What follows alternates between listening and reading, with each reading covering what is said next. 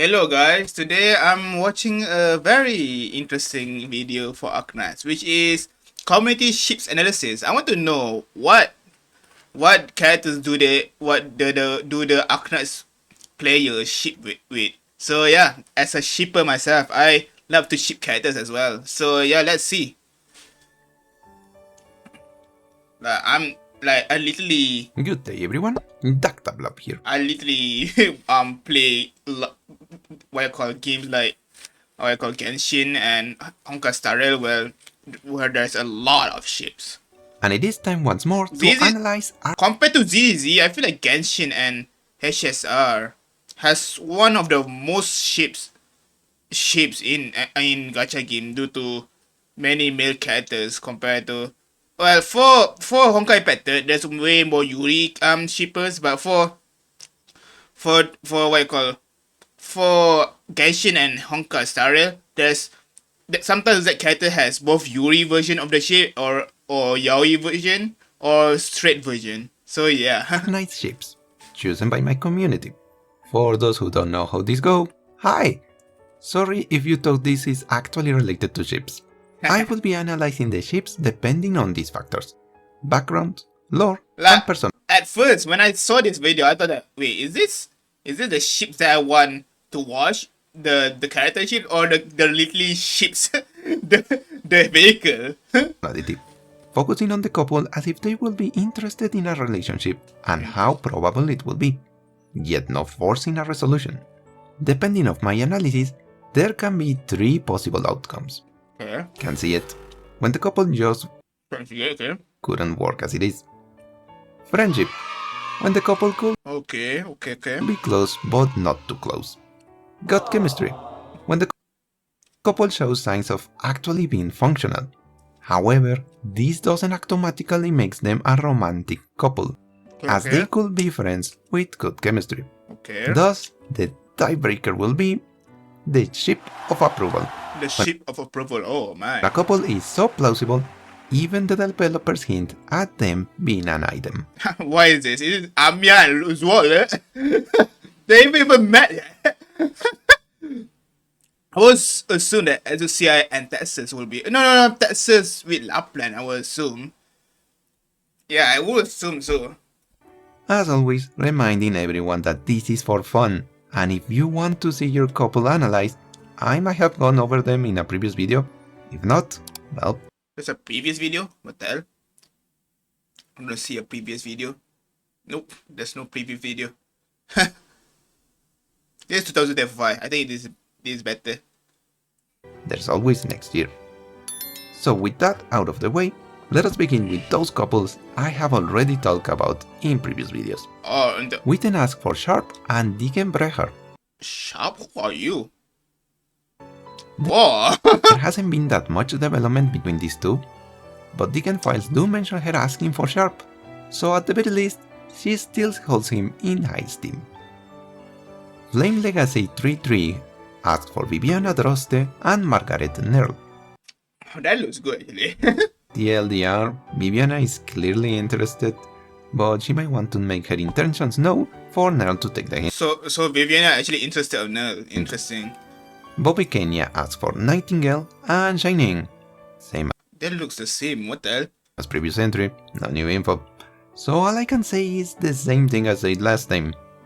The followers are still a mess. Soli asks for Yato and Norcorn. Just talk to her! Roland Black Silence asks for Vigil and Penance. Oh, they two work together, right? At first, I was gonna say that there wasn't much information due to Leon Tuso being in a coma most of the event. Who? This guy? Leon Tuso? But we did get to see something we didn't have in Ilse Irakusano. Penance's feelings for the new mayor. Oh, really? I don't like to jump into conclusions, but I do want to point out that 1, they now seem to be living together, though that really? Could be shouted out as having a sibling relationship. And 2, how Penance acted quite protective of him while he was out. Specifically, how she almost seemed jealous anytime Dimitri come around. Though that can also be due to her not wanting the Mafia to get their hands into politics once more. So while there wasn't that much new information, the quality didn't make me believe that, while still not clear, these two do have good chemistry. Aww. Sadly, I cannot say if it is romantic or familiar. Understandable. Next two are mine, since I also want to participate. Okay. Why two? Because my video. First, I would like to revisit Irene and Lumen. Oh, they have relation to each other? Thanks to Path of Life, we were able to have more interaction between these two, and see that they have kept in touch despite the distance, showing Jordi's growth as an Inquisitor, as well as showing how much Irene has been of help for him during his development. The closeness is evident as they talk without an issue as well-known comrades in arms. So they definitely have good chemistry going on. If they wanted to, I wouldn't be surprised if they managed to form a relationship. However, I wouldn't be giving them the ship of approval. Why? For one simple reason, which is Irene and Inspector. Path of Life made a point that's an other ship, okay. to keep Irene and Laurentina in their respective paths during most, if not all of the story, with only one interaction between the two of them. And what an interaction it was! Not only Irene went to see Laurentina go into combat, but their talk felt far more closer than her sentences with Lumen, or even Underflow. Heck, in good Cookie Media fashion, we got this flustered mess of a reaction, much to Spectre's delight. So while Irene and Jordi proved to have grown closer since it's two different navies, the same can be said for the Shark. So I'm sorry Jordi fans, but once more, the Shark wins. Oh, now she going approval, back to oh the man. suggestions, I have Lappy asking for 18 Lavanza and Crown Slayer. Wow, okay, interesting. Crown Slayer got a new, found a new friendship. I will be honest, they do look good together. The complementing aesthetics are quite nice. Who is this but girl? Look good together. She looks good with the eye patch and everything. The complementing aesthetics are quite nice, but that's about it. Literally the only image of them together, okay. Irene is a generous boss who treats those under her like family. Oh, Irene is the boss. Wait, which one is the boss? No. Yeah, she is the boss. Irene. Her name is Ludmilla or something. Ludmilla is finally Ludmilla. part of something worth fighting for, and knows quite well how this can become a hellhole the instant state leaders So she didn't join Roy Island then. Okay. stop scaring. She's not her guarding shadow, she is her Damocles sword. A reminder to not abuse her power, and that she's ready to put an end to her should she ever does so, while having very good chemistry in the starts and ends at friendship. Miku54432 asks for Leonhardt and Airscrape. Well, there hasn't been that much development between these two. Unlike other pairs, their story ended at their introduction. Wait, what, really? Childhood friends who had been together for a while now. As of now, we know that Airscrape holds a weapon most likely designed by Rhine Labs for field testing. And that's it for his development. Surprisingly, we do have a lot more information regarding Leonhardt. He's the one who kick-started the revolution that eventually granted all, or at least most Rimbillis their independence from Victoria, thus making him a national hero, explaining why Airscrape is constantly looking after Leon. He is too important for the country, but at the same time, Leon doesn't seem to care that much about it, and the only reason he doesn't avoid his chaperone is due to their history together. Personality-wise, well, they are friends. So that much is obvious. But will they try to go for a relationship? Nope. I will say it wouldn't be that much different than what they already have. Traveling the land, delivering packages, and looking after each other. Technically speaking, this is what Fausto and Mephisto could have been. But when you say like that, what the heck? Damn, you just twisting the dagger. Due to lack of evidence, all I can do is grade these two as having good chemistry. However, well, for how Faust and Mephisto act, you would assume that they are a ship in a way. Like, seriously, like, Mephisto was so obsessed with Faust. Mostly of the friendly kind. Martin Sousa asks for Narantuya and Aspasia Jojerias. It is her Interesting. Like I thought that with Pepe or something. Like I've seen an animation where Pepe and her were together in the animation. Not to see these two as the two protagonists of an old-school adventure film, the hot-blooded and bold, and the serious and stoic. So yeah, I can see why people like them together. Personality-wise, and as seen in the event, they complement each other very well. They are each other's proverbial demon and angel over the shoulder, doing what the other will not while looking after each other. I am honestly sad that they had to part ways once their adventure ended. Oh. But their meeting was what none of... Is she a Rhode Island? Like this is a Rhode Island jacket. I actually don't know. Tuya needed in order to finally start her Kangan quest, to finally find where she belongs. So on itself, Aspasia is indeed an important individual for the Young Knights Mora. Pepe looks so cute here.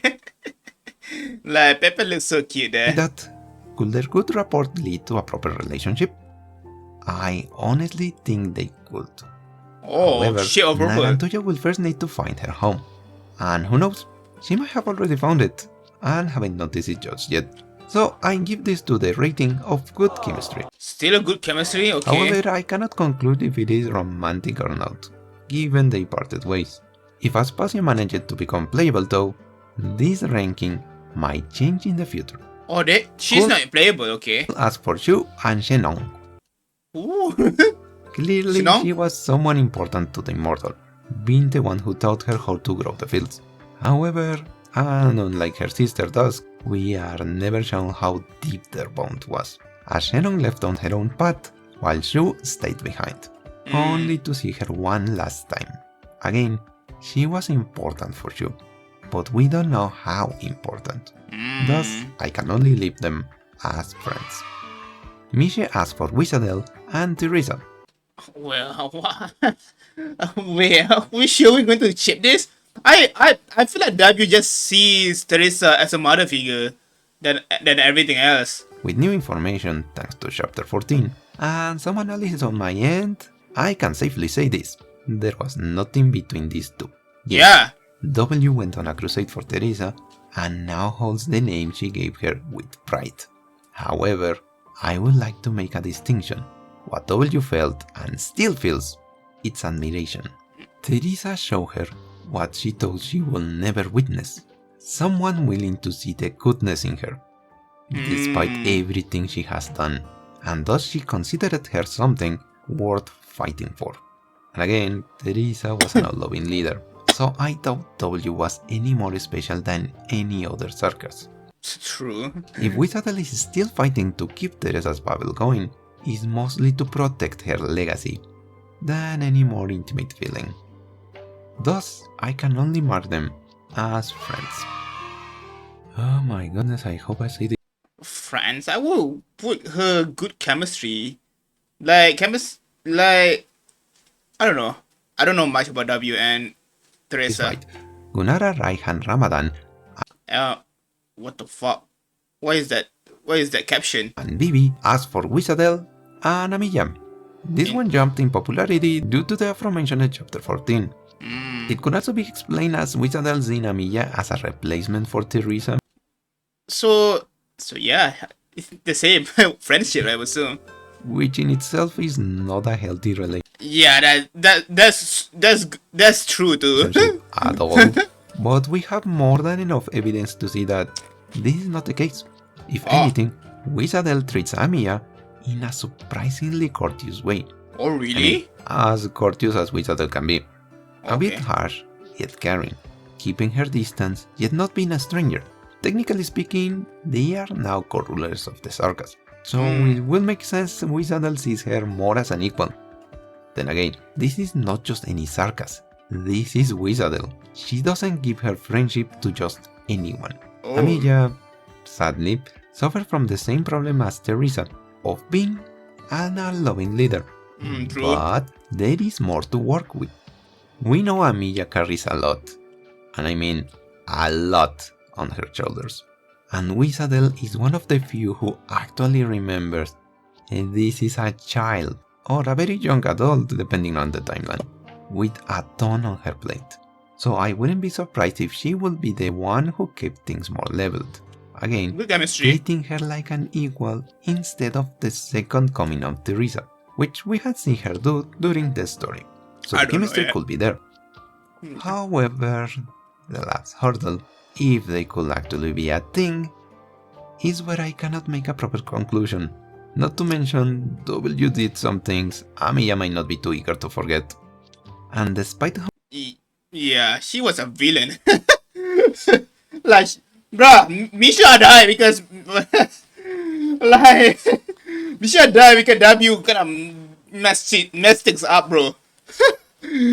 How much information we have of them, the most important one, their interaction as co-rulers, is missing. Any information we have of them, post the Victorian arc, is by third parties and mentions, so no idea how their relationship goes once they took their respective roles. I don't know how W... So while there could be something, like, there is something, there's a reason why W became a villain, but I don't know, for in the ARKNIGHTS, but I don't know what is the trigger and how, when she stopped being a villain. Lack enough information to reach a proper verdict. So I'm sorry, but I have to leave them as friends. And I'm stretching it here. Fire-breathing turtle dragon Doodler. Only friendship, huh? No, not close. Oh my god. Good chemistry. For Jay and Pasiamka. What? What? Whoa.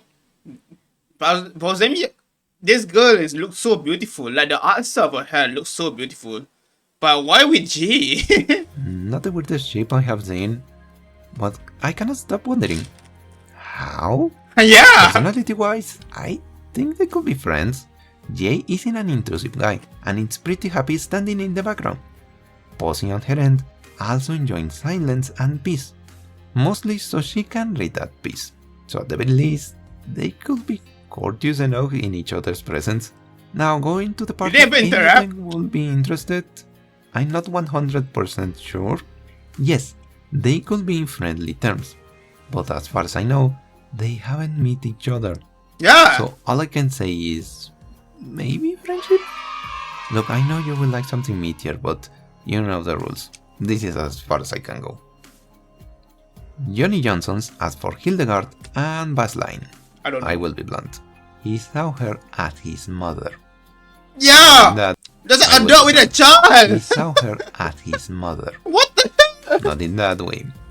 As we see in the event and Baseline files, he... No, Dad! No! Damn, people are weird! What? Oh, okay. He was instructed by Hildegard most of his life. Damn, people who ship this is motherless, bro. What do you mean you're shipping them? This was not in preparation for him to become her voice, but rather a more important role. We don't know how much Hildegard and Liselot planned for the Witch King's return, but it was obvious they knew it will require a sacrifice, and here is where Baseline comes in. The role the twins saw for him was that of a ruler. After the events of Zwillingstrom in Harvest, we have seen Baseline serving as an advisor of sorts to Liselot, and she seems to take his opinion in high regard. As they are in story, I cannot say they could be anything more than family, but for those still wanting something more shippy, let's just say this. Time is a bit wonky in the lands between, so maybe when Hildegard comes out, sometime I have passed, and Bas... Are you really? What? You're really going to make this an option? What the heck? Will no longer be a boy. By then, maybe something could happen. What? We will have to wait and see. Why do you even see that? Martin Sousa. You should just shut up. And ask for Magellan and Santala, another old one. I don't Magellan, but I don't know Santala. And despite finally having an event with both of them together, most of the time was spent between Maggie and Typhon, with Santala only making sporadic appearances. I will be blunt, these two are, at the very least, on very good terms, but I wouldn't say they have good chemistry. Santala doesn't seem to care much about anything beyond her hate towards Ursus and trying to look after Sammy in her own way. Maggie, on the other hand, seems to be interested in people in general.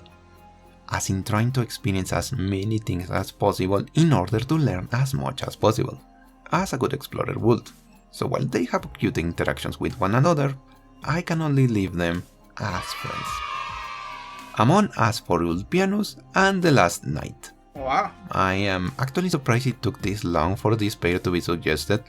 Last Night is clearly not well on the head, so dealing with him might need more than just patience from Ulpianus' part.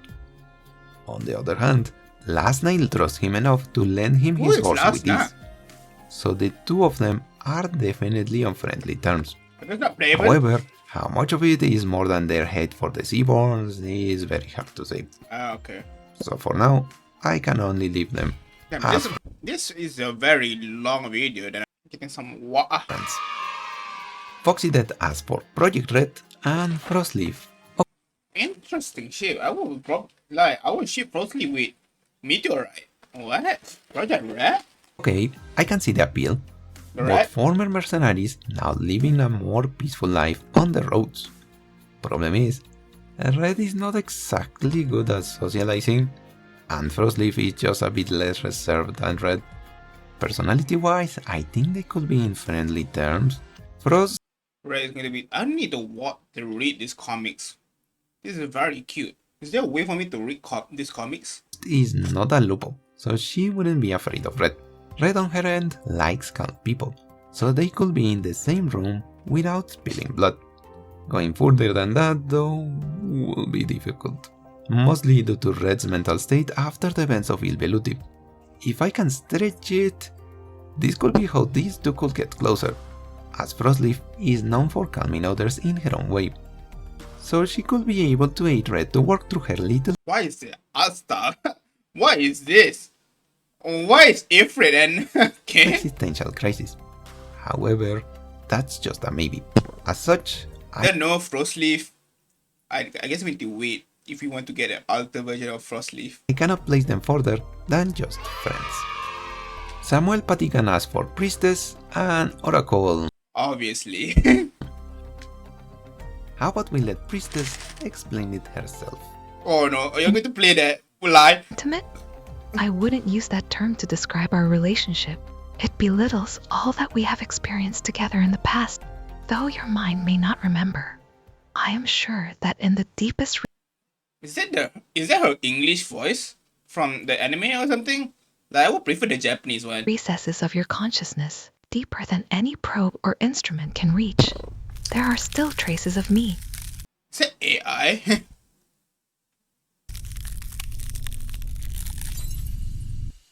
Kojima asked for the Doctor and Texas. Wow, okay, interesting. Doctor with Texas, why? Yet another old one. Man, I feel nostalgic. Sad to say though, there is nothing between these two. Doctor with Frost Nova. Doctor has the standard main character charisma kind of rapport with Selenia, and she respects them as a wise friend. But that's about it. Core 81 Alpha asked for Lakera Malin and Teresa. Oh, that's Logo's mom's? What? She's hot? What? I know where this one come from, seeing how the Banshee Queen shows so much care for Teresa to the point of casting a spell on her to know if she ever died. Wow, what the? Okay, never mind. Damn, she really cares for Teresa then. But then again, she has a son. True, she has a son. Meaning there was someone who acted as her spouse. And again, Teresa is an all-loving leader, so I doubt she will choose one over the rest. She only did this once, and that was her adoptive daughter. Oh man, when you say like that, oh. She only loves someone once and that is her adopted daughter. An XPL asked for Piameta and Enforcer. Surprisingly, this could work. I mean, they are doomed by canon. They're doomed by canon? What? Neither has ever talked to one another. But personality-wise, Fia might look short-tempered and easy to anger. Oh, they just ship them, even though they never interact. But that's because we have mostly seen her interacting with Mostima, who loves to troll her, and Adonai. No explanation needed. Who's Adonai? Yet when we see her interacting with other people, she is quite attentive and caring. Just look at her proud grandpa. Her short fuse is mostly due to the fact she can't properly understand the Sancta link. Enforcer, on his end, is one of the few Sancta in the story who actually seems to care about what the others are feeling, be them Sancta or not. So if these two were to interact, I wouldn't be surprised if Fia would downright unload a lot of her personal grievances into Esdel, finally having a Sancta she can connect to. Esel on his end is a very kind individual and will he's a Santa? not often be there for Fia I didn't realize if needed, but that will be about it. They both are very determined on their respective missions, each looking after someone, thus having pretty much zero possibility to interact in a more serious manner. So while I think they could have great interactions, I doubt they will go beyond friends. Nya the cat asks for Logos and Wizardel. Okay. Why? Like I know that they appear in the same event, but and they are OP. They're literally the meta of the ARKNIGHTS. No! Long answer. Damn, can't see it. Damn, a really straight answer. Logos actually tries to be part of something bigger than himself. If Wizardel dislikes some things, it goes boom. Granted, their banter will be precious. Not because of any possible relationship material, mind you, but because they will be constantly trying to insult the other in the most interesting way possible. I think that would be friendship, man. Like, I don't know. Like, friendship, like, when you be friends, usually you do insult each other sometimes. Given Logos' bigger repertoire of words, I have no doubt he will be able to roast the roach in more than one way. No art needed. So, and I'm stretching it a lot here, they could be friends. Yeah, friendship. Of the vitrolic variety. But I honestly doubt it. Why? The 24th Colossus just chilling on a sofa. Yeah, the ship that actually made me suddenly took interest actually. Like, this ship actually, like, I wasn't even in ARKNIGHTS before, even before Enfield. Like, I saw this ship was here, and I don't know, they looked good together in my opinion. As about Amiya and Suoli, They never met each other. It's incredible how a single image has caused such a burst in popularity for the ship. Let's get the obvious out of the way. These two have no interaction with one another, so things will be hard to go beyond that. Having said that, their personalities are a surprisingly good match. Both are gentle but determined individuals. Both are incredibly hardworking and both know what it's like to live with huge loads on their shoulders. So I wouldn't be surprised if these two could hit it off quite well from the get-go. As friends. Maybe there could be more, but the lack of interactions between these two makes it impossible for me to go further than this. If they were to actually interact, didn't they got in, like, was it in what you call Amiya's birthday? Zolo's literally get a beautiful skin, dude. That skin on Zolo was, that looks so good. Maybe I will be able to bump them up, but as it is, it's just a maybe. It's insane. Z asked for Magellan and Asbestos. I can see it. Despite how abrasive Asbestos act, she clearly warms up to those who can endure her insults. Maggie on the other hand seems to hold her in high regard, especially due to their shared love for exploration. Not to mention that Maggie seems to be able to tell what she's got a hot hair, what the heck? Like, she's got a hot hair.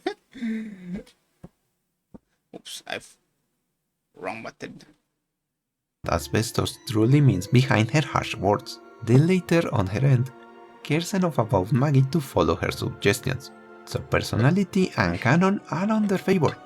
If they were to actually try something, I will say it could work. Interesting. If anything, the one thing stopping them so she's shorter than, okay, is the fact they explore for completely different reasons. Oh. Maggie does it in the search of discovery and knowledge, while Asbestos does it for the thrill. So while they could have a thing, work and preferences might get in the way. So I will say they have good chemistry. However, I don't see them in a romantic light anytime soon. Echigo Kurogane asks for Koroserum. Is there no, what you call? Is there no confirmed ships? And Aroma. This is because they have the same archetype, isn't it? Obvious one out of the gate. They don't know each other, so that lowers their chances a lot. Now, going into personality, that's where it gets interesting. While one is friendly and the other is a bit sassy, they are both very hardworking and determined on their respective job, which could lead to them recognizing each other's skills. But further than that, I don't see other than good work relationship. And while there is nothing written... Why is that? Whoa, that looks weird on kids, bro. Oh my god. They do work on the line ship, so it wouldn't be surprising if they do know each other. But due to the lack of solid evidence, I'm afraid the most I can give them is friendship. Liano Valdez asks for Thorns and Widdy. Interesting. Friends, just like that. Widdy is a neat freak. Thorns doesn't even care if his clothes are burning. They manage to tolerate each other in the labs due to pure stubbornness on each other's part. However, and as in the event, they are close enough that Widdy ventured a literal desert to help him. Granted, this was mostly thanks to Elysium, but the fact she still went to a dusty desert despite her distaste for dirtiness already tells us how much she cares for him. As a friend. Siemens asks for Doctor and Wishlash, also known as Sophia. Who are you?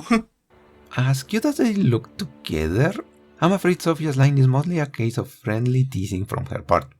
As after that, there's no Blaze with what I call Grapefruit. There has been absolutely no follow-up, similar content or further show of interest from her part. Not too dissimilar to what happened with Auntie T. Apple's house, so all I can do is place them into friendship. Bill the Fish, now that's a name, as for Doberman and Diurnar.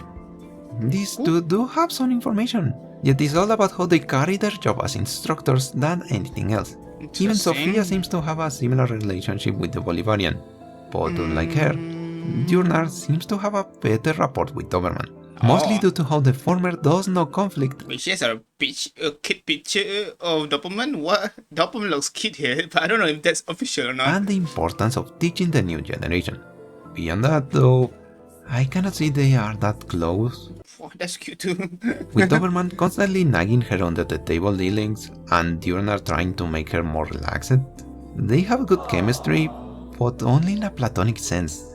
If they were to be interested in a relationship though, I think they would need to work through their personal traumas first. I don't know about red traumas actually. Alec asked for the Doctor and Skadi. Interesting. I don't know about Skadi. Alter.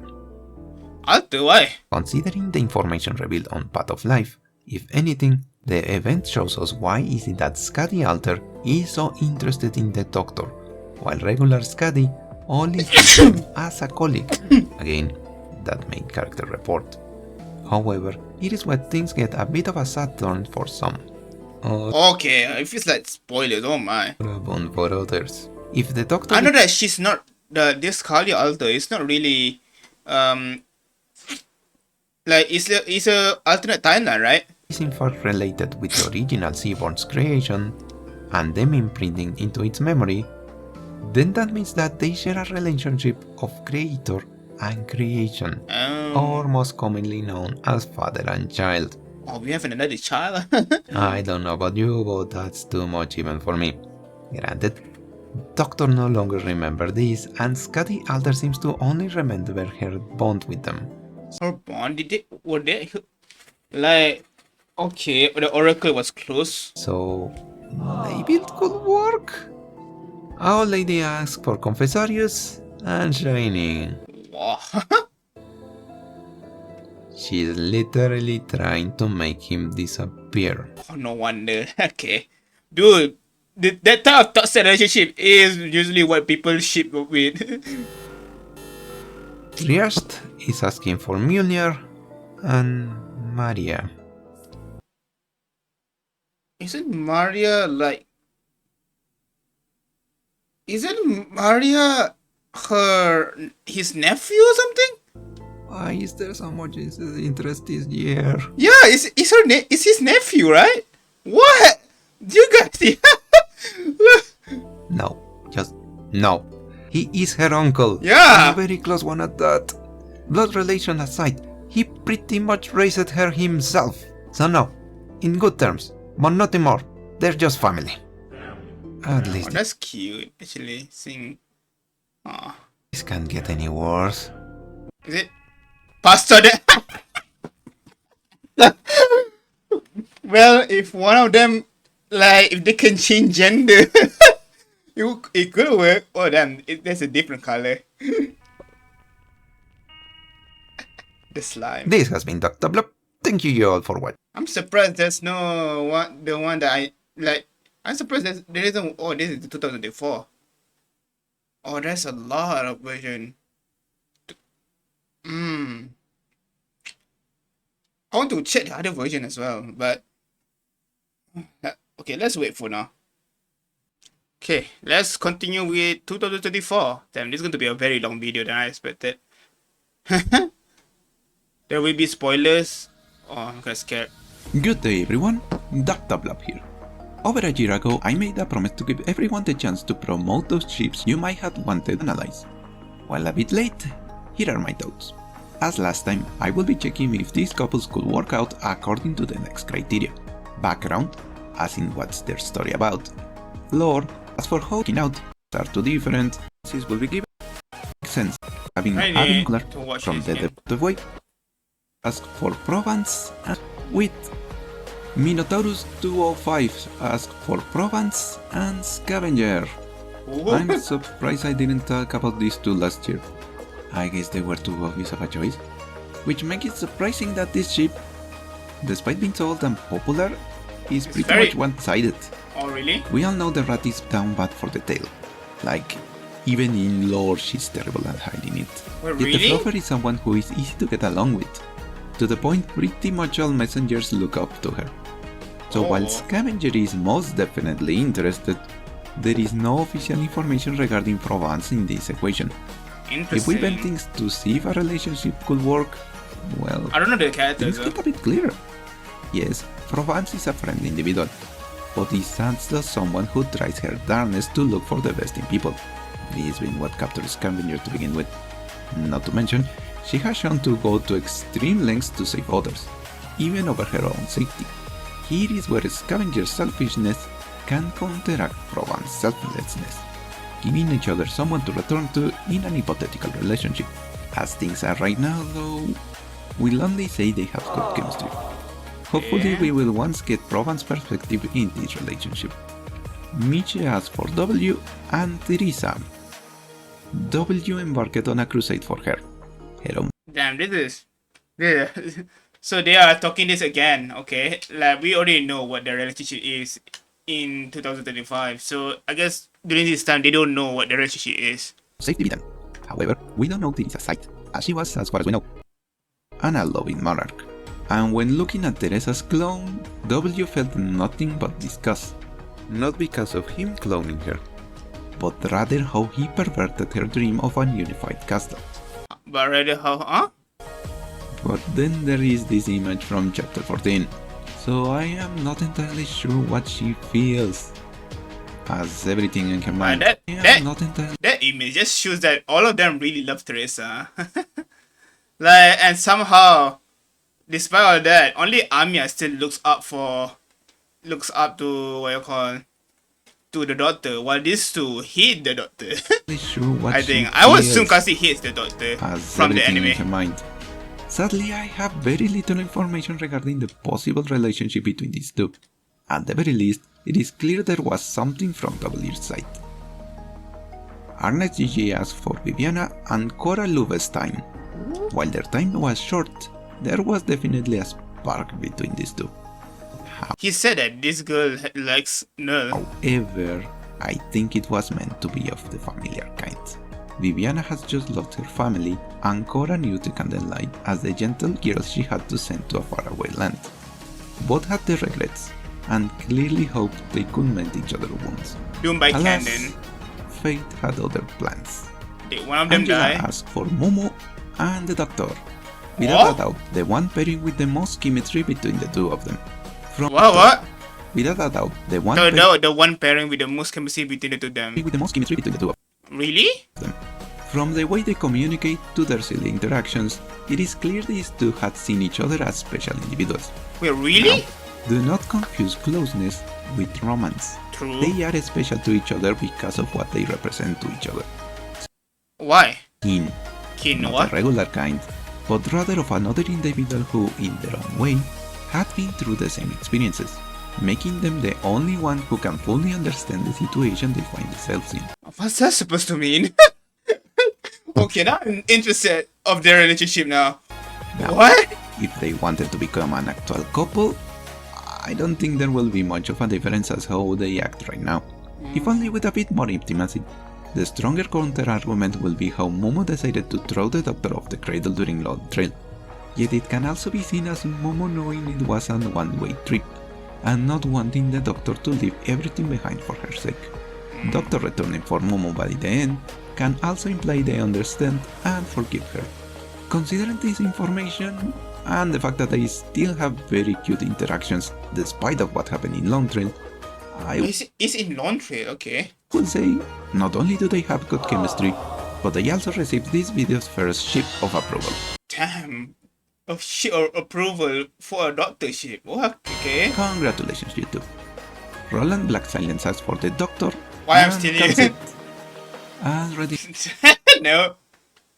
Yeah, let's not. we talked about them last video and no new information has come out since then.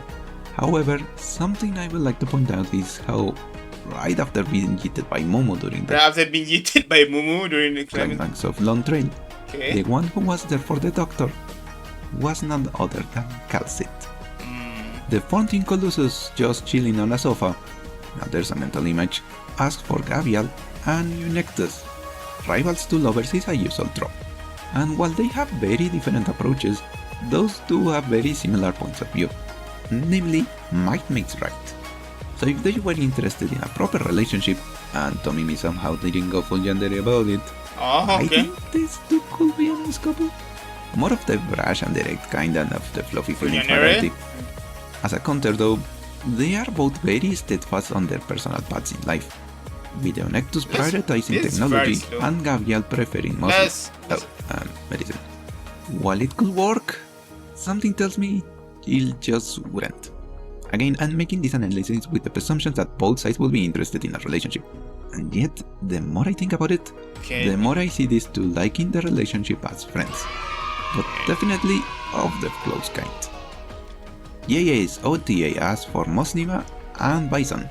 Oh, During the event, there was this something between these two, I don't as know. if Bison couldn't stop being amazed and disillusioned by Mosnima. I wouldn't be surprised if the young entrepreneur had his first crush that night. However, and as with everyone else in Penguin Logistics, I see him keeping things professional. Oh. Mostima is not someone to be tied down, regardless of her background, so other than longing glances and the sporadic teasing, I don't think this could go far, what a cute comment, eh? and they will gracefully accept it, leaving them Friendship. as just good friends. Good friends? Okay. That's a new... Fennec asked for Siorus and Yucatan. Oh, she did look good. What the hell? What is that art? Why they look good here? Okay. They are freaking married. Oh, wait, that's a male? Or is that female? So they are married? So there is a Johnny marriage. Johnson's asked for Logos and Damatzi. Oh, Damazi. This one is tricky. Not for the different faction status, that kind of got solved by the end of chapter 13, but rather due to the Damatzi's way of thinking. They are perhaps one of the more alien beings in all of Terra, More alien beings in all of Terra? let alone What? the Sarkas, an amorphous hive mind What the fuck? They are a slime? What? who longs for new experiences. Having lived for over 7,000 years, I guess entertainment is hard to get by. Their personality, what little I could get, is that they are cordial and even friendly to those around them. Being virtually immortal might make any potential risk irrelevant to them. So how could that relationship even work? I could say, well, they want to experience new things, so a relationship could be possible, right? That's a cute art. But that will be I like the art that he's The showing. cluster are anything but. They want to experience new things, yes, but through the eyes of others. They don't seem to have a notion of self-real sense. Given enough stimuli, and they will begin generating their own version of said emotions. As seen when he felt genuine envy for Golding's results, about her committing unaliving. If you notice I haven't said a word regarding logos, that's because there is no point. Even if I were to force them into a relationship, the Damatsi is just too alien for me to fully comprehend.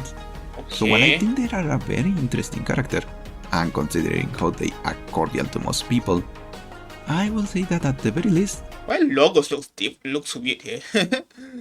Like, this is not the logos that I know with his design. Is this before he become playable or something? These two will be infinitely terms. Gregory asked for logos and the Sanguinarch. Another surprising one. I mean, this relationship will simply not work not only because of the factions each of them belongs to, but also because they have completely different sets of goals and views. Not to mention the end of chapter 13. Having said that, if there were someone to be interested for a relationship, it will be the Sanguinarch, even how Logos was the only one to be respectfully treated by the Sanguinarch. Something not even Teresis can talk about. However, that's mostly due to Logos being a pureblood. So while the Sanguinarch why is that Logos with meat outfit? It would be entirely due to his egoistical views, not for who Logos really is. Therefore, and considering how things went in the story, friends. I simply can't see this ship working. Can see? Oh, okay. Linda asked for Shovel and Magdalene. I was about to say there was too little information to do a proper analysis, but there were a couple of things worthy to look into. Namely, Shovel was part of the Royal Guard, meaning, like Hedori and Ursula, he had a more proper education than most Sarkas. Seeing how Brentwood was particularly peaceful, how he could recognize seeds at a glance and even appreciate the beauty of flowers, already tells us he was far from a warmonger. However, if he allowed Magdalene to keep her flowers, going out of his way to help her and even give her an escape route, was not due to romantic feelings. Shovel knew what was going to happen to the little town, and he was riddled with guilt, to the point he let himself be cut down if it meant Magdalene could have a chance. Sadly, their interactions were too short to delve into deeper what-ifs. Not to mention, Magdalene told little about what she did. If anything, she saw him as just another Sarkas occupying her town. Had things gone differently though, had Shovel and Magdalene met in far more peaceful circumstances, maybe, just maybe, they could have grown a genuine friendship, born from their mutual love for gardening. Oh, But they love gardening? There was nothing to be done.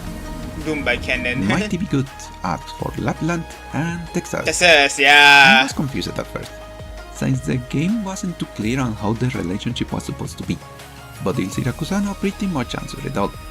They are friends. Good and Oh! This might be an exaggeration considering how messy their lives are, but Lapland saw Texas as the perfect Syracusan, as someone she could aim to be and or beat. Texas on her end sympathized with Lapland, as she knew the conditioning she went through in order to become the monster she is today. And while they understand each other, that doesn't mean there are deeper feelings involved. They are frenemies in the most literal sense of the word, and neither of them wants anything else from it. Bobby Kenya asked for Cruz Alter and Mr. Nothing. Oh, surprisingly, there's a lot like, at the same time. I know they've met in the story. I forgot the name. The Invitation of Wine, but what an interesting ship. I didn't even read that much about the story. Very little information regarding these two. Personally, I see the relationship being of that of friends, more like willing servant and reluctant master. But if I were to look at it in a more personal light, I found myself surprised. Both have a very indirect way of talking, dodging the more delicate stuff yet being quite direct when they have to. Not to mention how each of them have their respective hidden skeletons. Damn, Cruz looks beautiful here. Holy! Wow, Cruz is... Making it easy for them to bond over them, surprisingly enough. So while it could take a while, and I do mean a while, I'm talking romance manga, will they want this sort of BS here. But once they come clean to each other, they will have the exact same relationship. Not so different as with Momo and the Doctor, with the difference that when they talk in riddles, they will understand what the other is saying, giving them an extra layer for trolling others. Considering all this information, I will say, okay, they have good chemistry, but as it stands, it could be left at just a friendly chemistry. Okay. Minecraft really like, as for Shining and Nightingale. It is already. There is something about the followers as a whole. But as far as I know, what Shining feels the most is guilt. As even taking into account the I already know it's this. almost out of obvious that this is so for Coral asked for Logos and Matrock. I understand when this started, since he literally went and saved Matrock and her followers. Interesting. A mixture of Brother in Arm with Knight in Shining Armor does look interesting. However, that's about it. Okay, that's Other all. than their meeting, Logos and Matrock took their own paths, with no other mention of them interacting whatsoever. And unlike Jordi and Irene, who at least had good chemistry to back them up, there is little to no information to back this ship up. Personality-wise, there is little to no information. Oh, what an interesting comic. Like, yeah, you would assume that this girl or Mudrock would be a boy, but interesting. To back this ship up. But yeah, Personality-wise, I can't see it either. Mudrock is a demure woman who talks in verses and thinks Mudrock is a demon one who talks in the verses and think about her about place her in the place world. in the world. Logos, on the other hand, is a goal-driven elite operator of Rhodes Island. Elite operator There of could Rhode be Island. something, should the stars align. I Logo think is they in could Rhode have Island, interesting and they- interactions. We have With a lot of Logos trying to sarcasm. help Mudrock find safe place in the world. But as things are, I sadly can see it. At most, and I'm pushing it on my end, I see them solely as good friends. I might change my outlook should more information come out. Okay. Ghostfire asked for Kristen and Saria. Oh, Kristen. As much as I like the hypothetical relationship with her ex-wife, I can't deny Saria held Kristen in high regard.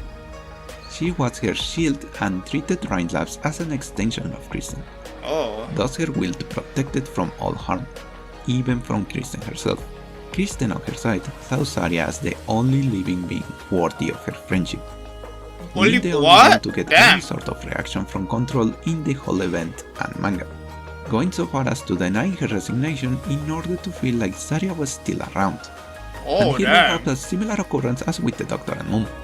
Kristen also cheated Saria off the cradle, as she knew it was a one-way trip, and hoped for Saria to have a life. While motivated by corporate capitalism and her single gun mentality, Kristen definitely felt something for Saria, albeit I thought she was aware of it. A drawback of said single target mentality.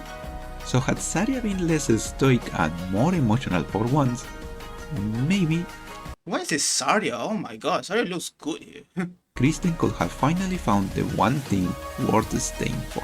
As it is though, I will say they had great chemistry, but sadly, their boat sailed long before the beginning of the game.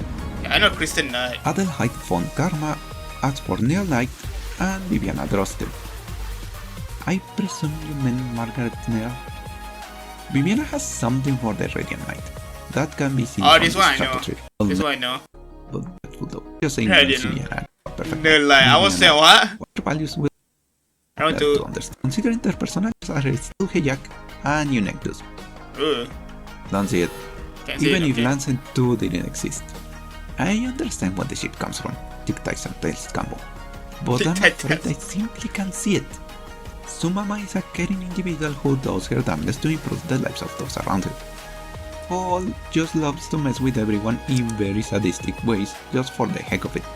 If anything, I can see a rivalry between those two as they try to outdo each other. If I stretch it myself, they would have a love-hate sort of relationship, but again, I just can't see it.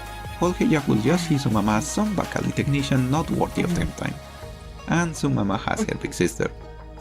Not to mention, they don't know each other. Oh, really? Excuse me. Okay. Why do you even. As for Surtur and Thorns, Oh, interesting. lore-wise, there is nothing supporting these two. Personality-wise though, that's where it gets interesting. Oh, really? While Thorns is aloof and quiet, it is not like he's distant or despot. He does listen to what's happening around him and is surprisingly understanding. Surtur on her hand is loud and very short-tempered, but will not stop to help someone in front of her. In her very own brash way, of course. So the silent turns will be able to understand and through Surtur's that's a good art. Oh my. outbursts with ease. I want Tons to be able to playable de-escalate the situation by virtue of keeping quiet. Though it has been shown that he can be quite cool on times. Surtur on her end will have someone keep she told her so many times. I guess I should send her back with the rescue team. People who doesn't get in her way and neither asks too many And questions. you have them here to Thus carry me keeping back. things Oh, that's kinda cute. What a cute art, you know what? I have fun as well. So what? You look fun to me, so stop convening. functional between them. So That's so cute. What the heck? What a cute art. I can see them developing a good rapport with one another. Romantic wise though, is where things get smoother. With her memories being the mess that they are, Surtur will be far from interested into building a romantic relationship with someone, and Thorns on his end seems to be the type to keep to himself. So even if they were to build enough trust to start a relationship, I doubt they will go for it. If Surtur were to solve her issue though, then things could change. But as they are, She never suffered issue though. Like in Enfield, she literally never suffered issue, and that problem just get transferred again. I can see them only as good friends. Random web crawler. Hello Peter. As for Mordrock and Enforcer. Unexpected. Like, other than Enforcer's operator record, there is little to nothing linking these two together. Okay. However, I found myself surprised because of how Y'all know you of these two. similar their personalities are. They are both very quiet, I have to make do with this yet one. gentle individuals who will stop at nothing when it means to help those in need. Aiden being carrying around a bunch of infected to a safe place, or escorting have differences that also fit well with one another. And I am seriously surprised of how well these two fit with one another races. Same with Enforcer, no qualms making use of violence. Both sides have never sought again relationship according to Kasdan, the newest manga from Terra Historicus. We see that Mordrock did get them into Kasdan, and then probably contracted someone else to be their guide, meaning they went their separated ways. So as far as canon is concerned, these two are just acquaintances. Analyzing all the information and considering everything, I will say that if they were to spend more time together, maybe, just maybe, there could be a basis for something more. But as it is, I'm afraid they are just friends. Okay. Our lady asked for Phantom and Playwright. I had to look around a lot in order to understand the Playwright. IS is still the bane of my existence, and the more I learn of him, the less I think this relationship could work. The Playwright sees everyone as mere characters for him to control. Nothing more, nothing less. And while Lucian might have a special role, it's mostly due to his skills than any emotional attachment he could have for him. If anything, the only individual he sees as a real person will be the Master, thus making this ship completely impossible. Phantom on his end went as far as to kill the troop once in order to gain his freedom, so I doubt there are any attachment from his part. Okay. Mom's account. ¿Qué andas haciendo por aquí? As for Exia and Texas. Yeah, this one is popular. The one duo to go through thick and thin. Exia is well known for being able to fit in with everyone, even Lapland, so it is no wonder she was able to become friends with the Ice Queen. Beyond that, nothing in canon points at a possible relationship beyond friendship. We know Texas tries her darnest to keep away from people. Again, with Elzira Kusano showing us how they already are at the closest they could ever be. They are friends, very good friends who will risk their life for one another. But that's about it. If they were interested in another way though, I doubt there will be much difference in their relationship compared to what they already have going on. Interesting. Bent asked for Penance and Vigil. I already talked about this last time, but hope we get more info in the next part of the series storyline. 2 times, okay. LDXGG asked for Scuddy and the Doctor. I was unable to find any information of the new gear event, thus my original stance stays the same. Just friends, with the possibility of the alter being the one more interested, but that will imply we are in the worst possible timeline. But to make up, that's kind of funny. For it, LDXZG also asked for Ines and Hedori. Oh. At first, it looked like Irene and Hedori shared the same kind of vitrolic relationship as with W, mercenaries who had been together for so long that they tolerate the presence enough to pursue a common goal. Or so that was until the events of chapter 11 through 13. Through this chapter we get to see that, while indeed vitrolic, Hedori and Irene do share a more polite relationship, constantly joking about how they wouldn't even doubt about dispatching the other should the need arise, yet never failing to save each other when needed. Heck, I like the man design of some of the characters or ARKNIGHTS. Like, this is literally a man with a beard. throughout the whole story, Hedori has failed to keep his stoic personality only once. When Irene first died, Irene, I think I got spoiled. What the heck? on her part, had absolutely nothing to win by going through W and Hedori's revenge. And she even wondered herself why she is still fighting alongside W madness and Hedori's dullness. What an insane spoiler. To say, I always knew, while jumping alongside the man who has been with her almost all of her life. Oh, haven't mentioned this yet? While Irene's previous life is a mystery, other than her being a former noble from Litanian, we know she ran from the spires and encountered a certain Sarkaz boy. Said boy then proceeded to take care of her, teaching her the ropes of a mercenary life and helping her fit in as Sarkaz. To this day, that's kinda we cute. still ignore why the boy decided to help her out. But all we know is that he saw something in her and decided to not let go. In current times, Hedori openly invited Irene to go live with him in Castle once the war is over. Not as mercs, That's kinda cute. What the heck? So W has okay, that's kinda cute. but a simple merchant and teacher, going so far as to offer his first salary as a startup for her store. Oh, Even though really? you comments on how these two are planning of having a love nest long before the war is over, with neither of them denying her. I think it is pretty safe to say that Dude, this is a ship. If I ever seen one. while they play the elusive giving their lives as mercenaries, they are indispensable to one another. To the point, Hedori appears in Irene's bare skin, an honor very few characters share Damn. in the whole roster, as in properly drawn, not just an illusion. Given the information from the story, That's a their beautiful skin by Irene.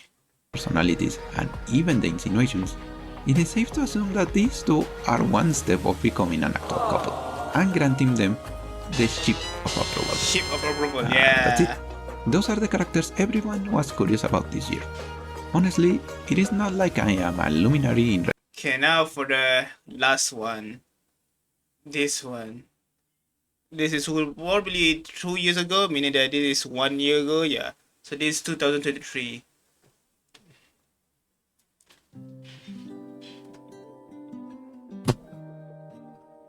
Good day everyone, Dokutah Blob here. So I've been around for more than a year now. I guess it's time we invigorate some of those old Damn, this is long. videos of mine. Something all good fandom. What better moment to try to sneak into the algorithm? So shipping, something all good fandoms live and die for. More often than not, this being the actual source of their demise. But surprisingly, ARKNIGHTS has managed to keep a somewhat healthy shipping among their ranks, which is helped by the fact that not everyone is interested in the main character, having their own goals, ideas, and That's of course, good, to be preferences, making it easier for ships to develop more naturally in turn.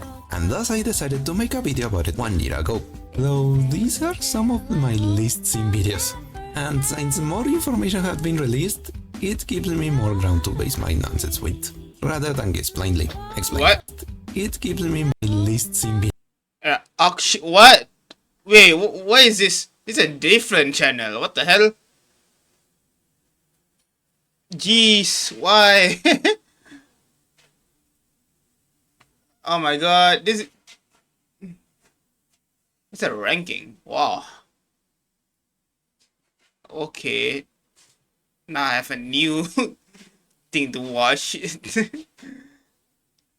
Where is it? Safe to watch later. Oops, I didn't mean to do that.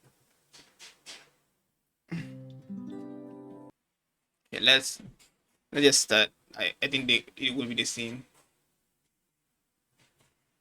Poker Sorry. Mac Poxter asks, for Noircorn and Yato. Oh. This ship is very old. As a matter of fact, the game itself has hinted at something from the very beginning. It wasn't until the newer collaboration that we got a more direct confirmation. While they are not a couple, Noir is clearly interested. He's just been too shy and probably holding back because of their previous background. Yet there is something there. Not to mention the good rapport they have with one another, in missions and outside of them. Meaning that they have already a very good level of collaboration between one another. And they are both are Rhode Islander. I think I can see it, mostly because of how calm both of them seem to be. Noir seems to be a more active character, seeing how he's always been the big brother to everyone he knows. Meanwhile, Yato is more of a... What the fuck? Is that their alter? What?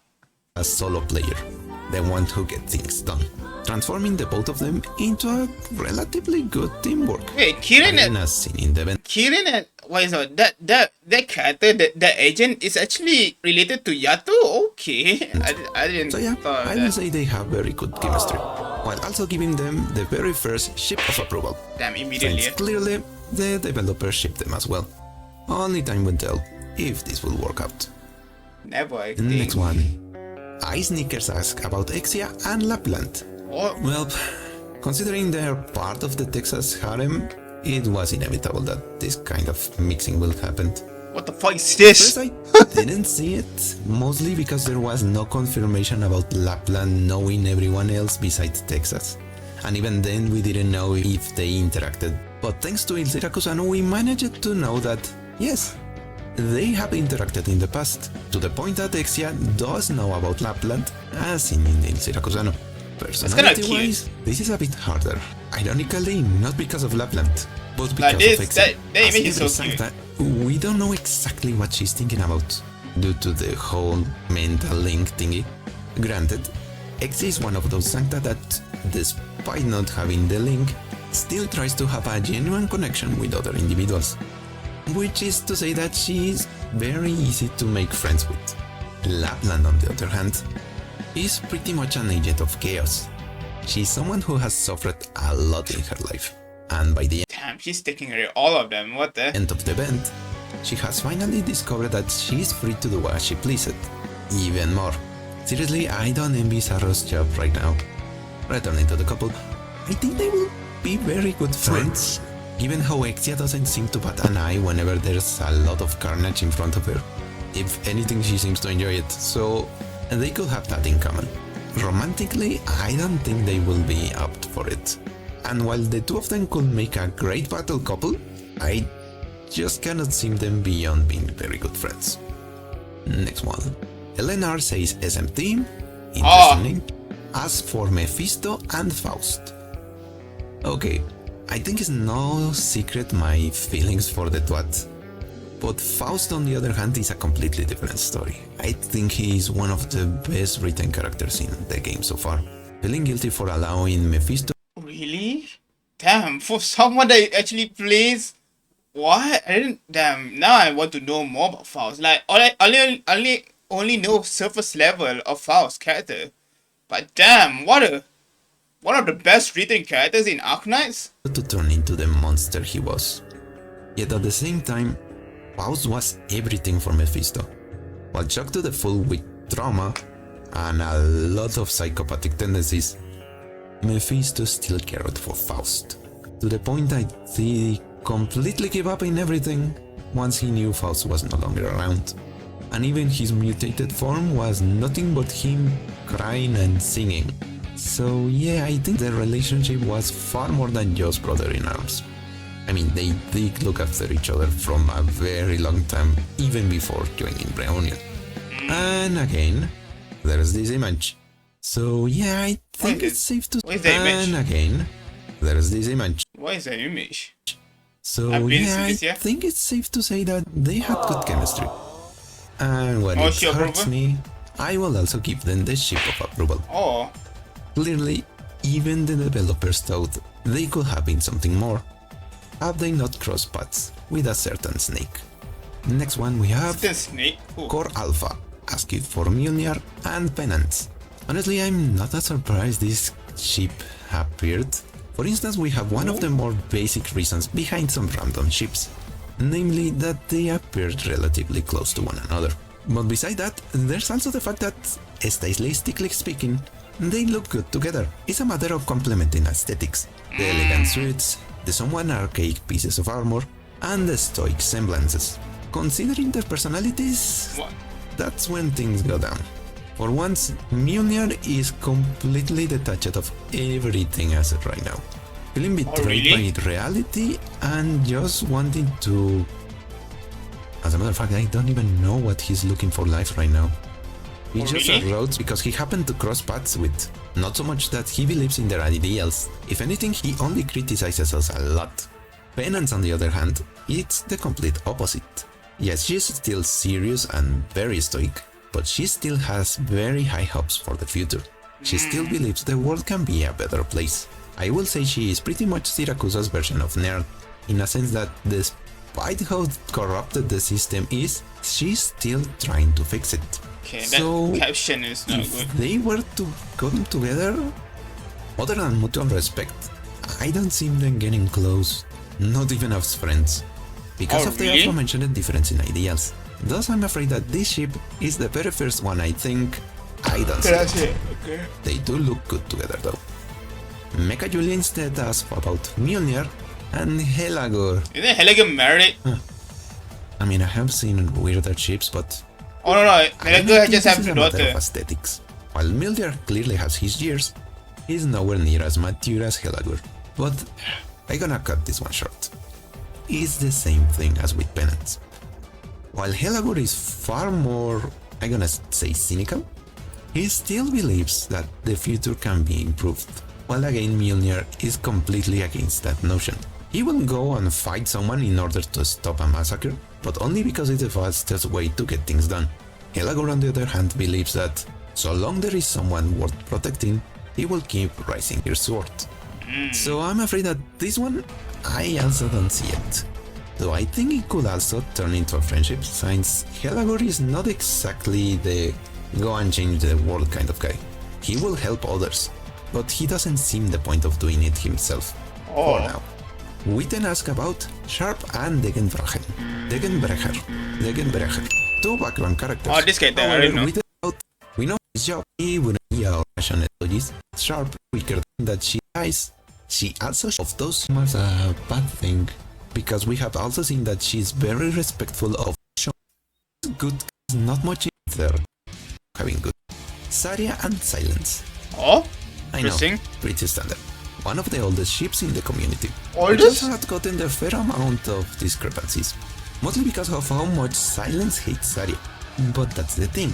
Hate is not the contrary of love. That one will be indifference. No. Hate is born from love. If Silence feels so strongly against Saria, it's because there was a different sentiment before the events of the Flame Demon incident. As of right now, I don't think they could be a couple. Damn. If Silence hits the Saria. event didn't happen, I think their development together would have been very, very different. On Silence part, we know that she is determined, hardworking, and also very loyal to her friends and family. Saria on her side, think that from the Rain manga, where of Brown or of Might. Most of these conceptions come from the Rain manga, where we can see a lot of their personalities beyond what we see in the game. Mostly how, despite how high her standards are, Saria clearly sees Silence as a very smart individual. The thing that events clearly seeing her and Ifrit as the family she never had. On her part, Silence openly mentioned that she admires both Control and Saria, being the reason why she applied for Rain Labs in the very first place. Again, had it not been for the things that happened with Ifrit, Saria and Silence could have become something more. Which makes it a bit hard for me because clearly they are not something right now. There could be further development. I mean, I was completely blindsided by Silence Alder. If we do get a Saria Alder, maybe things can finally balance it out. So yeah, I'm gonna say that in the past, they had very good chemistry. Maybe at the edge of being romantic, but for now, let's just leave it at good chemistry. Moving on, each asks for Vigil and Penance, one of the newest ships in the community, yet also a similar event as with Ceylon and Shorts, in the sense that it is heavily implied that they have a brother-sister relationship. I mean, in Vigil files, he openly states to everyone that the relationship is that of siblings, with Penance doing very little to change said conceptions. However, there are two things that made me think that Leon might have feelings for Penance. Let me explain. The first example I can think of, it's in the Syracusan event, where once Penance discovered that Vigil's family had started a mafia war, she feels very betrayed by all of them, but especially by Vigil. And if you read the mini side stories, you will also see that this hit Leon real hard. We can see he's thinking how to felt more and his Penance. Maybe she finally will realize its step. They could be looking half of the idea together. Wooly is meaning that personality disturbance. It's a similar case on her part with someone, and currently the teasing only increases. This one I know too. Information will be action of the ship of approval. Damn. So, okay, next one. I'm sorry if I say the name wrong. Kida Langsametsu asks for the Doctor and Kejera, and then goes full Mordekaiser on us, probably thinking that, oh no, the Doctor is but a reflection of an OC, a self-insert, it goes against my rules. Say psych right now, because the Doctor is far from being a self-insert. Granted, they are not exactly the most interesting of characters, but they definitely had that. A character. To the point they even had a face. Kind of. Which is a lot more I can say for most gacha protagonists. So yeah, they have a personality. Thus, there is something for me to analyze. Regarding to the video at hand, we have seen that the Doctor is not exactly dumb, as he understands and acknowledges the interest of other characters, namely Gravel and Platinum, and while he knows of their advances, he gently pushed them away. We don't know the reason behind it, but for now let's just say he's not interested. But again, for the sake of this video, let's say he is. A hard worker, a bit of a mess, and has amnesia. On the other side we have Kejera, one of the few full deities which joined Rhodes Island, and despite being such an important being, she doesn't mind working as a maid, meaning that she doesn't have that big of an expectation.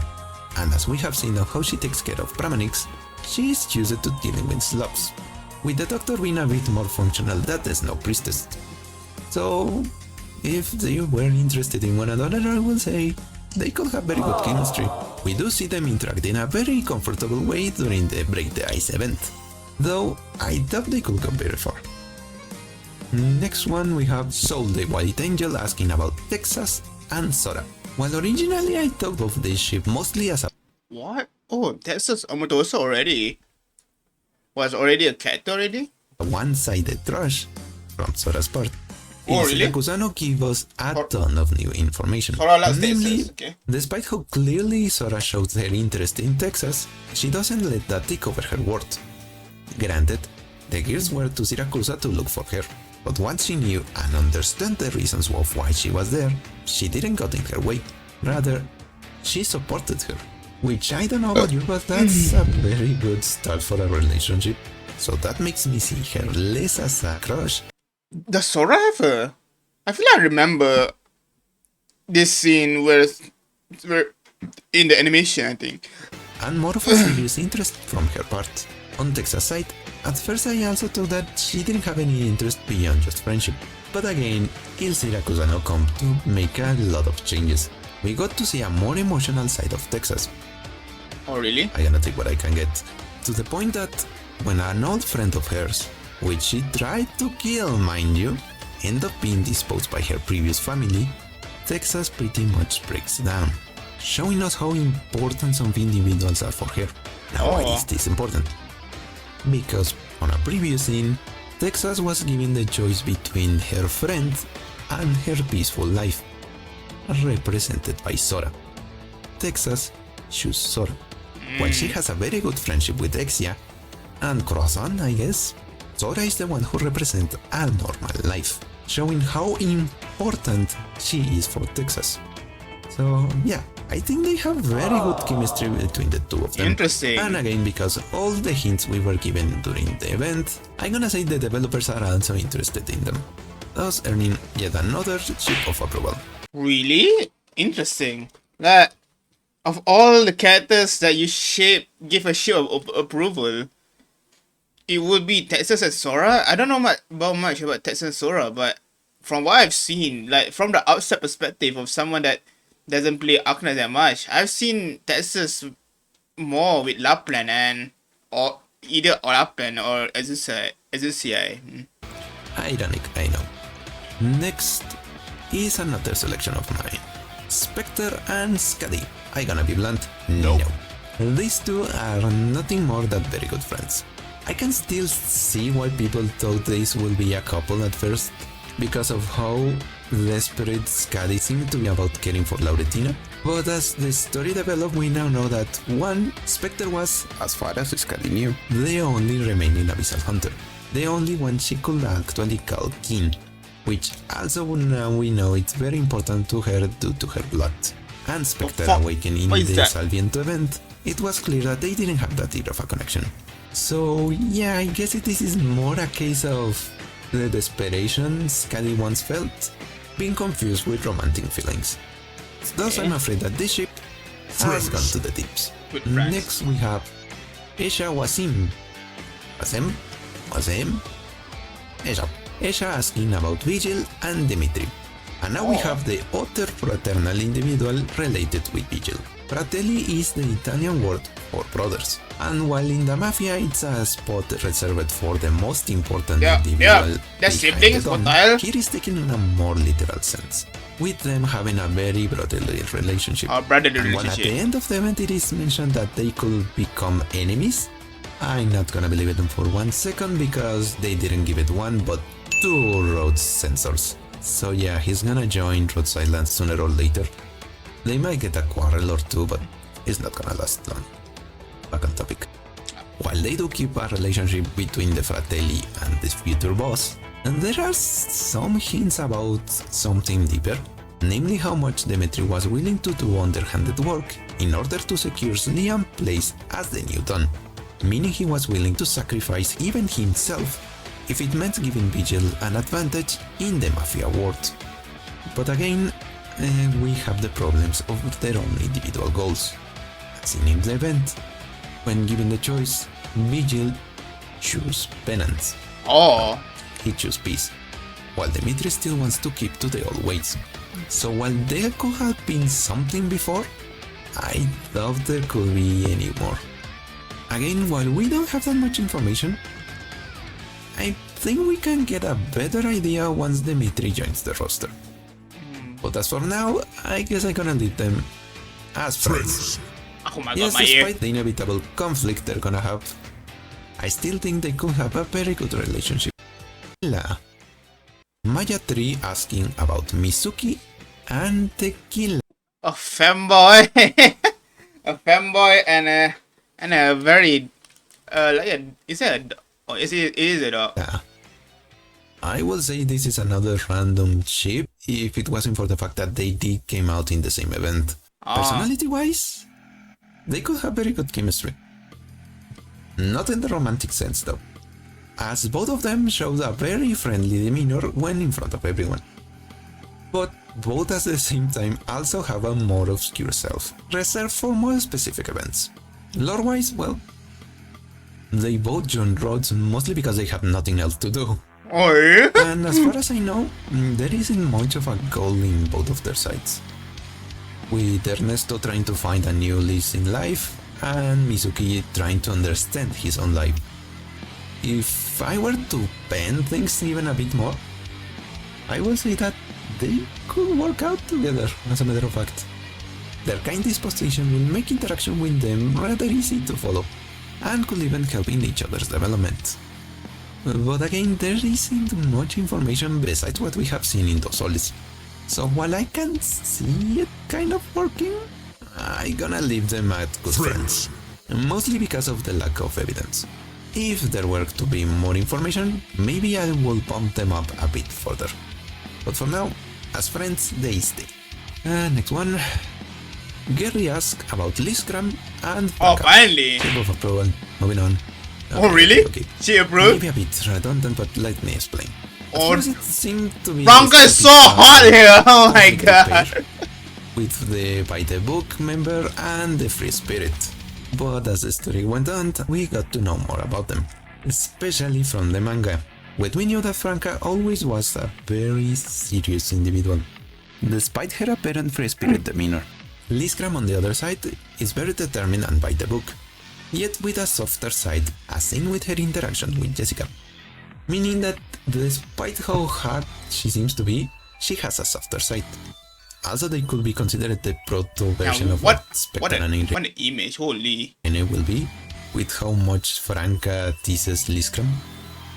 But also there's the fact that of every ship in this list, these two are perhaps the ones with the most suggestive information about them.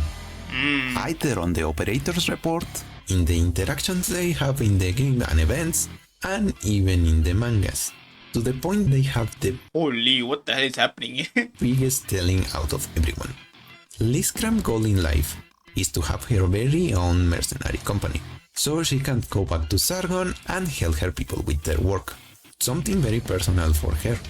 Yet, as time went on, she decided to postpone that dream in order to help Franca with her own dream of traveling the world. I don't know about you, but that's not something you do for just anyone. On Franca's side, we have seen that despite her lively demeanor, she actually likes to keep to herself, keeping it private when her own mother died. Yet once Lisgram shows some concern regarding her sudden change of demeanor due to the aforementioned passing, Franca quickly opens up to Lisgram, showing how much she cares for the little defender. So yeah, I don't think they even have good chemistry. They are the unofficial original ship of this community. Clearly a lot of information will come out if any of them manages to get an altar. Or a skin in Franca's Come on, give Franca an altar! case. Huh? Them manages to get an altar. Or a skin in Franca's case. Franca never got a skin? What the fuck? She's a 5-star for God's sake. Coming up next, David Gutierrez asked about Gigi and Red. Considering Project Red's interest is only in Lupo's tales, I doubt he meant of Little Red Riding Hood. So I will be going with Red Katana Bro.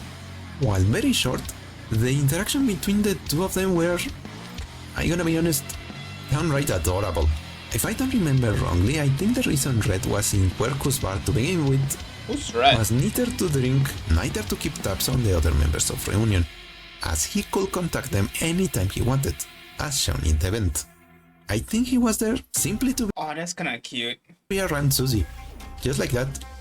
I think this is another case that, had it not been from the event that transpired in the Oh, that's kinda cute. Oh my god. Oh, that image is so cute. event, the story of these two could have gone There's so many ships. Oh my god. Compared to Genshin, there's a lot of ships here. very, very differently. Personality-wise, while Susie seems scared and afraid, that's mostly due to her arts. In fact, she's very hardworking and very friendly to pretty much everyone, willing to lend an ear to whoever passes her way. Red, on the other hand, clearly seems to be the reclusive kind, who only acts according to what needs to be done. That's so Yet cute. again, he goes out of the way to be near Susie, looking after her in the What is streets, this song? Wow. and even going into the depths of a crumbling mobile city in order to save her.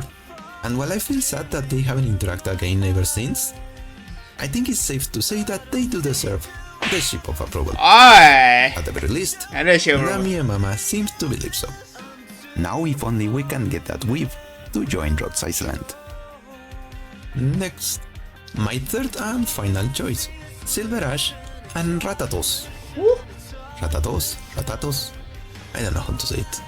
Why do I think this one could be?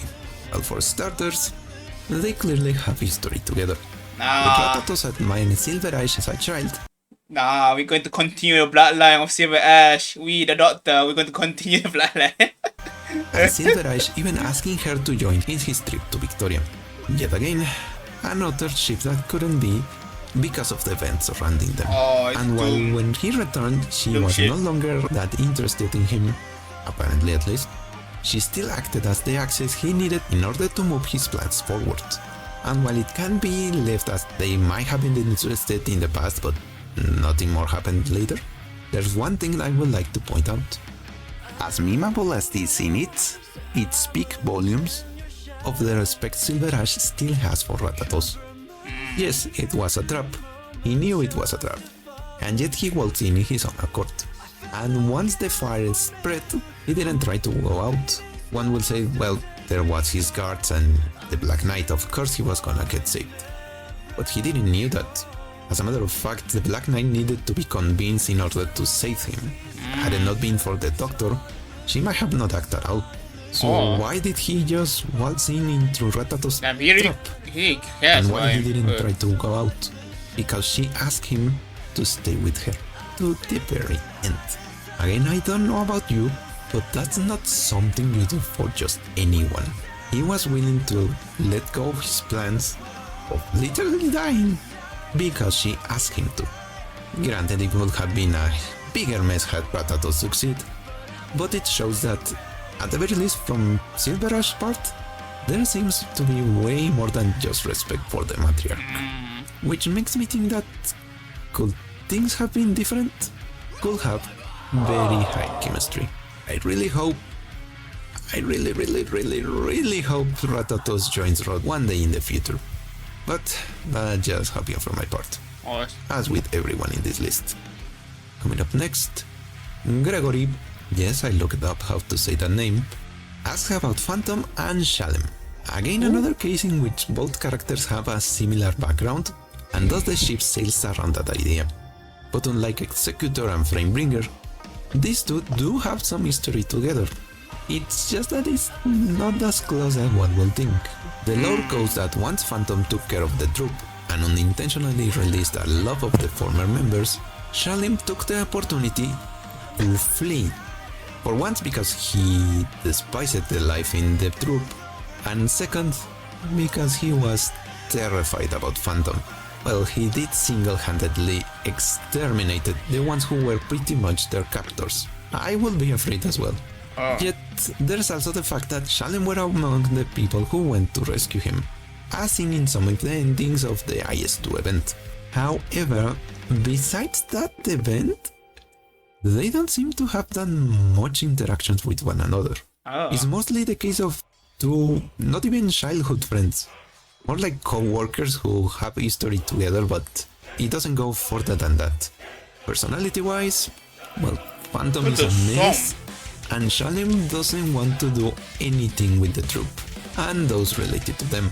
If he went to rescue Phantom, it was mostly because Rhodes directly asked him to do so, given he knew about the trope and the castle's layout, so he didn't act from the bottom of his heart. So while I can see why people ship them together, I'm afraid I can see it. Both personality and lore are completely against them in this case. They might bump up into friends if we were to get more information about them. But as it is right now, I'm afraid these two stay just as co-workers. Next we have Corona asking about Golden Glow and Quercus. Quercus. I think this is the one time I will say that these two are meant to be seen as sisters, as Quercus was simply Golden Glow's boss. Granted, she did teach her a lot and did help her to get used to the life in the city. But that's the thing, Quercus is the kind of individual who will help anyone, especially those younger than her. And as mentioned before, Susie is a very kind and friendly individual. So of course Quercus' big sister instincts kicked in order to protect her. So even if I were to bend them a little more in order to try to get them into a relationship, I don't think they could go that much beyond just friends. Again, they could have very good chemistry, but I highly doubt it would be of the romantic kind. Because of this, I'm afraid I'm gonna leave them as just friends. Next we have Hugh the Lego Creator, interesting name, as for Diurnar and Frostleaf. Some of you might think, Wait, isn't Frostleaf too young for this? For starters, she drinks, so I'm pretty sure she's considered an adult. Regarding the story between these two, the trope about enemies to lovers is pretty well known.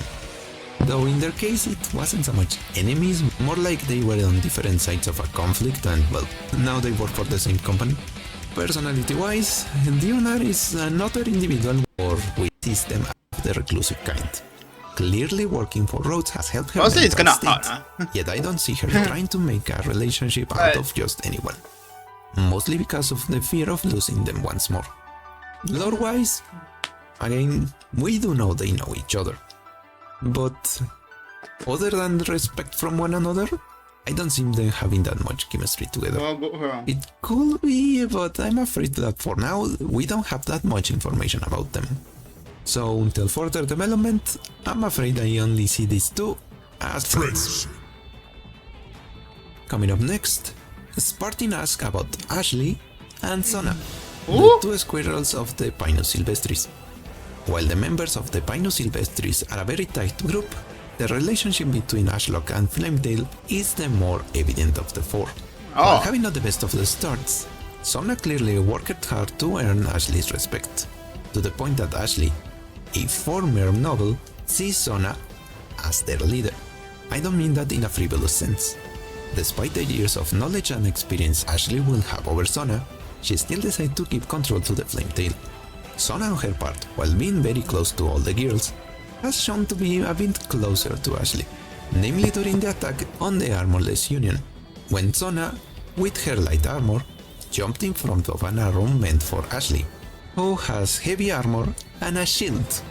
Not to mention that right after this event, where Ashlock thought that Sona had died, she went completely ballistic and royal. She immediately won another moment in such a way. So yeah, I think this is another case of them having very good chemistry, with even a couple of hints pointing at a possible romantic interest. What is the weapon he used? What is this weapon? Grant them the seal of approval. Oh, that's a... They got the seal of approval, oh man. Is not by accident. Next we have Jesse Julius Broker asking for Modrock and Big Bob. This one might seem as a random ship, but we have to remember that the two of them had been stated to be very good friends from the time in Reunion. Modrock is so hot. Very kind and brotherly individual. Modrock without the armor is so hot. Modrock also been the same. She's just a bit too pragmatic. Seriously, the events of Woolament would have been solved so much faster if she just stopped talking in poems. However, there is one bit of information that makes me think that they don't have a thing for one another. At least not beyond friendship. They both left Reunion around the same time. And yet, they decided to go their separated ways. While you could say it was mostly because they have their own groups to look after, if there's something we have seen in Terra, is that the strength comes in numbers. So the fact they decide to go their separate ways clearly shows that romance is not the kind of relationship they have. However, I will not deny that the two of them could be very good friends, seeing as how Modrock still keeps in contact with Big Bob. Hopefully said friendship will be the opportunity we need to rescue Big Bob from the IRS. Next we have our lady asking for Corroserum and the Doctor. What? No. Sorry to break it to you, but no. While Corroserum has shown some interest in the Doctor, it has been stated to be of the professional kind. You could say it's similar to Silver Ash, but even Silver Ash seems to have a deeper meaning of his interest than Corroserum. Regarding their personalities, well, the Doctor is another individual that can earn the trust of everyone with relative ease. So at the very least, I think they could be very good friends, given how he can understand Corroserum to a personal level. But beyond that, I'm afraid I just can't see it. JA's OTA, I have no idea what that means, ask about Bison and Texas. Just friends. While he's another character which I will say that is barely an adult, they are just friends. Yeah. For once I think he has half her age, but second, I don't Bison think looks they could cute, have that kind of relationship. Granted, they could have good chemistry in a professional sense, Bison is someone who goes by the book and is very good at organizing. Texas on her part is very good at following orders, making them a rather good team. Romantic wise though, I'm afraid I simply can't see it. Okay. And finally, James asked about Ifrit and Eya. Oh. Should I call the FBI or should I not? For one side, Eya is already Oh, this is the last one. a graduate. No, don't cross over. Granted, it has been stated that she's a genius, but even if she jumped a couple of years, I would say she'll be around. And also no Doctor and Teresa. Ifrit, on the other hand, is a bit harder. Not only because of how like, she looks, for the 3 but videos also I because watched, of her mental development. there's no While Doctor and she Teresa. seems to look around 16 to 17. Yeah, I thought that was a complete ship as well, but I know that the Doctor did something to Teresa, but I don't know what. Of the game. By Ifrit's first operator record, sometimes seems to have happened. So I will say she will be mentally more developed, probably closer to her body age. So, you know what? I will allow it. I'm a second, this is racist. Well, I think they could have very good chemistry together. Non-romantic chemistry, mind you. As Eya is the kind of individuals who can easily adapt to others. And while Ifrit is a The bit song fresh only and going arrogant, crazy for a ship, we have for a also seen shipping that she video. can be very kind and caring, depending on the individual. Also, if Ifrit operator record happened after the events of the manga, I will say that maybe Eya reminds her a bit of Daria. That will explain the nickname for her. Also, as seen in said operator record, we can see that while Ifrit is her arrogant self, Eya doesn't seem to mind, as Eya seems to understand that Ifrit Barabado was even friends to Friends. was still. For now, sure, it could. So that's it. Okay, oh my god, that's a lot. This video, I thought that it was going to be very... I thought it was going to be very, what you call... Very, not a very long video, but then I noticed that this video has more of it, and then oh no, and I didn't want to make a separate video for it, so I just compile everything. So yeah, interesting. We get to learn all the ships in ARKNIGHTS, and yeah, like, I don't want to know much of the story because I don't want to get that much of a spoiler. But yeah, interested to see some of the pairings. Like some of the arts was good, like Thorn and Leviathan Suitor, even though they never met, I think. Some characters like Penance and Vigil show up in 3 of them. That's how popular they are as a ship. That's actually insane. The one that I didn't expect is Texas. The ships with Texas. Like Texas has a lot of ships with her. If I were to be honest, like Texas has her own harem. Like with Lapland, Azusa, and then like Miss Bison guy. Like damn, bro, he has a lot. So yeah, good video from Dokutah Blob. Even though I didn't speak that much because I don't know. There's some cute ship like what you call Golden Glow and Red, I think. Like that was a cute ship, to be honest. There's also, I think, one of the best, the ship with Ines and what you call, I forgot that guy's name. There's also what ship more I like. Like I'm surprised that Doctor doesn't have a lot of ships. Like I thought that there will be more. And I really thought that First Nova will be here. Because I do like dude, the reason I love First Nova and Doctor's relationship is because of the anime. Like damn, that was the first time I see the Doctor actually show so much emotion to a character. Like damn, it really hits me too.